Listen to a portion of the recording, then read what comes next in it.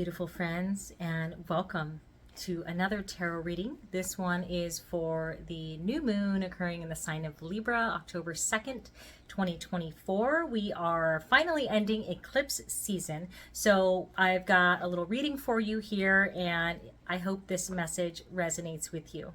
Hello, and welcome to this reading. This is for the new moon occurring in the sign of Libra, October 2nd, 2024. If you are finding this message is for you. Right away, we've got the sun. The sun, the card of success, joy, vibrancy, stepping into the light. We've got the hanged man. The hanged man shows us that sometimes we need to take a look at a different perspective on things. We also have the devil. The devil is here to show us what our vices are. What are you a victim to that you're not actually a victim of? Let's get a little bit more clarity here. What do we need? New moon Libra, October 2nd, 2024. So I don't always read reversals. It feels like all of these are reversed right now. I'm just going to turn these this way. I'll do a separate video on reversals. Let's get a couple more cards here, and boom. All right. So what I'm seeing here is, first of all, a lot of major arcana cards. That's the biggest thing that's jumping out to me right now. And the major arcana cards, which if you're not familiar with, are like the Sun, the Hanged Man, the Devil, and the High Priestess. In this particular reading, these are the cards that really represent the soul's journey in this iteration in this lifetime. So these tend to be fated instances. I know there's a lot of really intense astrology happening around this new moon. It's the end of eclipse season, a lot of big things happening. So it's very interesting that it's an eclipse and here's the sun. So that's kind of funny. And eclipses also tend to force us to look at things from a different perspective. And because it's a new moon, we're looking at some new way that we're going to be moving forward in the world. So we're having to take a new perspective on how things are going to work out for us in our life. And the devil, with the devil card, it's really a card about being complicit in being a victim. So it's mirror of the Lover's card if you look at it, which is a whole other video I could get into. But one thing that's really interesting about the people in the card, and something that's happening here that a lot of people don't realize, is when you study and learn about the card, the chains are big enough that they could take them off. So it's really about choosing to be a victim. So maybe for some of you, you've chosen to be a victim in a situation because that feels comfortable to you. But if you take a look at it from a different perspective, you can find a way that you can actually move away from the situation and find yourself in the sun and in the light, right? So like you're getting away from the things that are keeping you in the darkness, right? Like there's a fire behind you, the devil is holding you in his cave. But if you change your perspective, like you can move into the light. There's been some unnecessary fighting, or that's something that maybe for some of you, you're going to have to deal with just some like petty squabbles about this whole new period that you're coming into.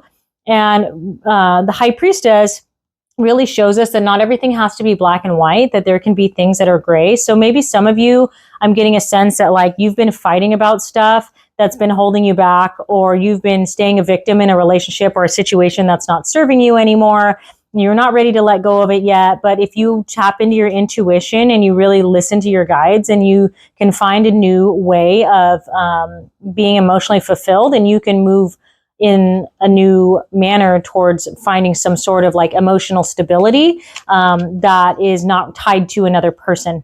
It's very interesting because I know there's a lot of Pisces things going on right now, and here's a fish jumping out. So let's get a little bit more clarity here. Let me get another card. Page of Wands. Okay, so another Wands card here and another page. So for some of you, there is an element of stepping out and taking action towards something that you haven't considered before.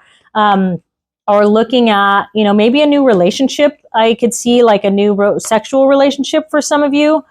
We've also got the Five of Swords. So again, I see this kind of mirroring this Five of Wands in this like petty squabble situation. But with this regard, it's like what's happening here is the fight has already happened. This is like no one's actually getting hurt here. This one is like, I'm going to take other people's thoughts and ideas and like try and pass them off as my own kind of vibe. That's the sense that I'm getting from this card in particular right here. Let's just get one last card to round it out for what is going on for the energy of this. We've got two that want to go. Okay. All right. So we've got the Fool. Again, wow, a lot of major arcanas here. So again, with the Fool, we're looking at another major arcana card, but what's happening with the Fool is taking steps out on a new journey and a new adventure. So this could be stepping into the whole new you right now. And I see that also really echoed here with like leveling up in a career, leveling up in your industry, being in a position where people are starting to look to you as a recognized leader in some aspect of your life, and you're being acknowledged for doing the work, whatever the work is. It doesn't need to be like your actual career job, but for some of you, I'm getting the sense that like you've been putting the work, you've been showing up, you've been trying to do your best. You've been trying to take a new perspective on things. You've been trying to get away from your vices. You're giving up the bad habits that are holding you back. You're stepping into the light, tuning into your intuition.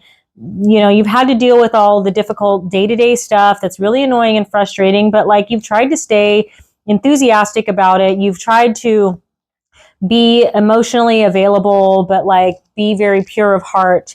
And learn how to communicate. For some of you, there's learning how to communicate, learning how to take actions in the way that you need to, so you don't have to be just running away with other people's thoughts. But you're stepping into something new, and there could be some element of leveling up, really. So that's what I'm seeing here for this reading, and I hope that this message resonates with you. Leave a like and a comment if you found this message helpful.